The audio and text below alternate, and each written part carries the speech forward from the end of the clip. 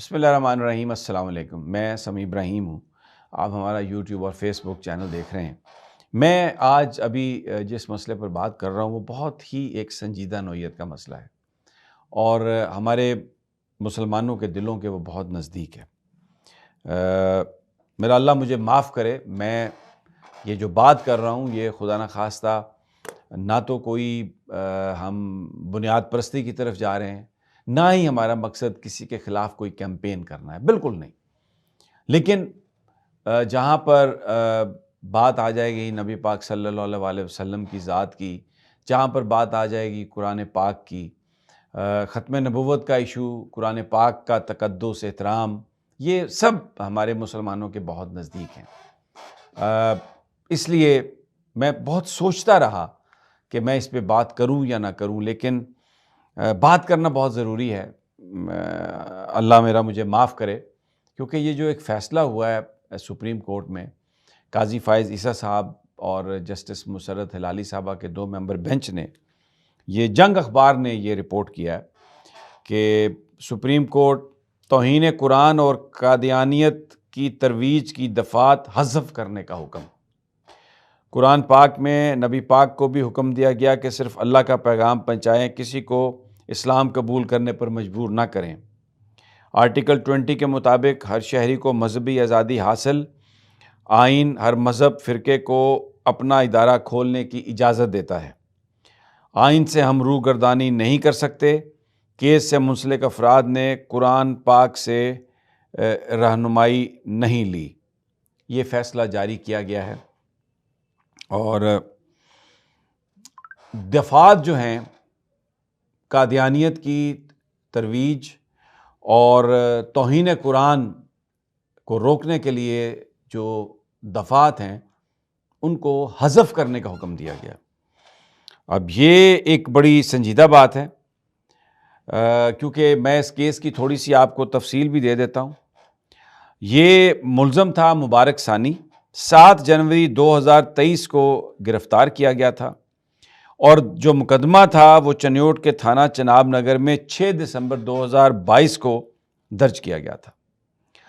اور اس میں یہ جو معاملہ ہے، یہ جو قادیانیت کی ترویج کا میٹیریل کہیں نظر آیا اور کسی نے درخواست دی اور اس پر یہ پرچہ درج ہوا تھا،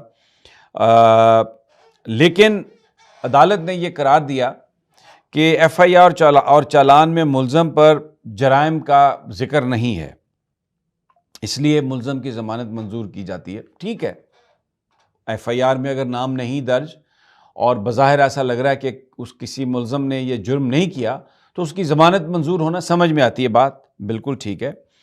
پھر فیصلہ جو تحریری ہے اس میں یہ لکھا گیا کہ قرآن پاک میں نبی پاک کو بھی یہ حکم دیا گیا کہ صرف اللہ کا پیغام پہنچائیں، کسی کو اسلام قبول کرنے پر مجبور نہ کریں، اور مذہبی آزادی اسلام کی بنیادی خصوصیت میں سے ہے، اور جو کیس سے منسلک افراد ہیں انہوں نے قرآن پاک سے رہنمائی نہیں لی۔ جہاں تک بھی آبزرویشنز جج صاحب کی، عدالت کی ایکسیپٹ کی جا سکتی ہیں، متعلقہ افراد کو جلدی تھی کہ قرآن کریم اور نبی پاک کی توہین ہوئی ہے۔ یہ بات بھی ہم درست تسلیم کر سکتے ہیں کہ ہو سکتا ہے جو لوگ اس کیس کو ہینڈل کر رہے تھے انہوں نے جلد بازی کی ہو، جہاں نام آ گیا قادیانیت کی ترویج کا، قرآن پاک کی توہین کے حوالے سے، تو مسلمان فوری طور پر انہوں نے فیصلہ کر لیا۔ یہ جو آبزرویشن ہے سپریم کورٹ کی، اس کو بھی میں سمجھتا ہوں ہم درست مان لیتے ہیں۔ قرآن پاک میں اللہ تعالیٰ نے فرمایا ہے کہ بے شک ہم نے اسے نازل کیا اور ہم ہی اس کی حفاظت کریں گے۔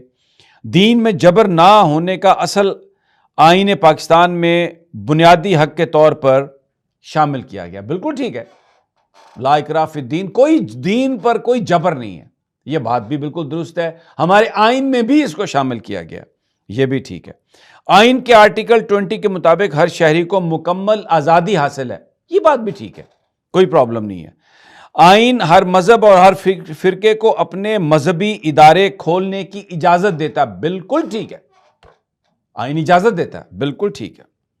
آرٹیکل 22 کے تحت کسی مذہب، گروہ یا فرقے کو مذہبی تعلیم اور اپنے قائم کردہ اداروں میں نصاب رائج کرنے سے نہیں روکا جا سکتا، بالکل ٹھیک ہے۔ آئین میں دیے گئے بنیادی حقوق سے روگردانی نہیں کی جا سکتی، بالکل ٹھیک ہے۔ متعلقہ حکام اگر قرآن پاک سے رہنمائی لیتے شاید مقدمہ ہی درج نہ ہوتا، یہ بات بھی میں مان لیتا ہوں، یہ بات بھی ٹھیک ہے، میں ایز اے مسلمان میں اس کو بھی مان لیتا ہوں۔ عدالت نے مقدمے سے قرآن پاک اور قادیانیت کی ترویج کی دفعات حذف کرنے کا حکم دے دیا۔ دفعہ ختم کرنے کا اختیار آپ کو نہیں ہے، یہ آپ نہیں کر سکتے۔ قادیانیت کی ترویج، قادیانیت جو ہے یہ کوئی فرقہ یا مذہب نہیں ہے، کچھ لوگ تھے جن کو، جو ختم نبوت کا بڑا اہم ایشو ہے، میں اس میں نہیں جانا چاہتا، ان کو غیر مسلم قرار دے دیا گیا۔ جب ان کو غیر مسلم قرار دے دیا گیا تو ان کا کوئی نیا فرقہ ایکسیپٹ نہیں کیا گیا، وہ مسلمان نہیں ہیں، یا تو وہ اپنے آپ کو غیر مسلم کہیں اور پھر وہ بات کریں، لیکن قادیانیت کو اگر آپ ایک علیحدہ فرقے کے طور پر، یہاں پر پاکستان کے آئین اور قانون میں اجازت نہیں ہے کہ وہ اپنی ترویج کر سکیں۔ یہ جو دفعات حذف کرنے کا حکم دیا قاضی فائز عیسیٰ صاحب نے، اگر کوئی چیز ایسی تھی تو اس کا ایک پراپر طریقہ اختیار کیا جانا چاہیے تھا۔ وہ اسلامی نظریاتی کونسل کو آپ ریفر کرتے، آپ علماء کو اس پہ بٹھاتے، آپ اپنی آبزرویشن دیتے کہ میں یہ سمجھتا ہوں کہ قرآن پاک ہمیں یہ رہنمائی دیتا ہے اور یہاں پر یہ چیز مجھے اس کے کانفلکٹ میں نظر آ رہی ہے، تو اس کو ہٹا دینا چاہیے۔ علماء کی رائے شامل ہونی چاہیے تھی اس میں، اور پراپر فورم پہ یہ بات ہوتی، لیکن یہ قاضی فائز عیسیٰ صاحب کے پاس یہ اختیار نہیں ہے کہ وہ دفعات ختم کریں۔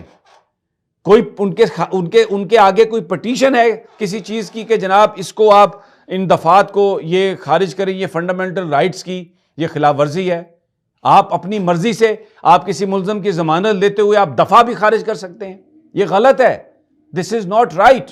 آپ کا کیا ایجنڈا ہے؟ کیا آپ اس ملک میں دوبارہ اس آگ کو جلانا چاہتے ہیں؟ کیوں آپ نے یہ کی؟ یہ بات سوال ہے میرا یہ آپ سے۔ آپ دفعات حذف نہیں کر سکتے۔ آپ قانون دیکھیں، آپ کوئی چیز اگر آپ نے محسوس کیا ہے کہ میں نے جیسے پہلے عرض کیا، تو آپ اس کے لیے پراپر فورم پر بھیجیں۔ یہ قادیانیت کا مسئلہ، قادیانیت کا تعلق جو ہے وہ ختم نبوت سے، میں زیادہ بات نہیں کرنا چاہتا۔ ہم لوگ خدا نہ خواستہ یعنی دین کو بنیاد بنا کے کوئی تفرقہ پیدا نہیں کرنا چاہتے، لیکن فوری طور پر آپ کائنڈلی اس کو ریویو میں لے جائیں اور اپنے اس فیصلے کو واپس لیں۔ یہ فیصلہ ٹھیک نہیں ہے، اس پر بڑا احتجاج ہے لوگوں کے دلوں میں، بڑا دکھ ہے لوگوں کو اس بات کا۔ میری بہت سارے لوگ، مجھے پتہ نہیں تھا، میں عمومی طور پر ان چیزوں سے اوائڈ کرتا ہوں، لیکن یہ مسئلہ یہ ہر مسلمان کا مسئلہ ہے۔ آپ ترویج جو قادیانیت ہے اور توہین قرآن کی دفعات حذف نہیں کر سکتے، نہیں کر سکتے آپ یہ۔ اگر آپ نے یہ کرنا ہے تو اس کو پراپر آپ سنیں، پراپر فورم پہ بھیجیں، امائکس لگائیں، عدالت میں علماء کو بلائیں، اس کو اسلامی نظریاتی کونسل کی طرف بھیجیں۔ جب قادیانیت کا فیصلہ ہوا تھا تو پوری جو ہماری اسمبلی تھی وہ عدالت بن گئی تھی، اور وہاں پہ جو تمام سٹیک ہولڈرز ہیں ان کو بلا کے اس پر بات کی گئی تھی۔ اس کے بعد قادیانیوں کے حوالے سے یہ بات کی گئی تھی۔ ان کو پورا ان کی پروٹیکشن ہے پاکستان میں، کوئی ان کو کچھ نہیں کہتا قانون، لیکن آپ یہ جو آپ نے کام کیا ہے، آپ نے ایک پنڈورا باکس کھولنے کی کوشش کی ہے۔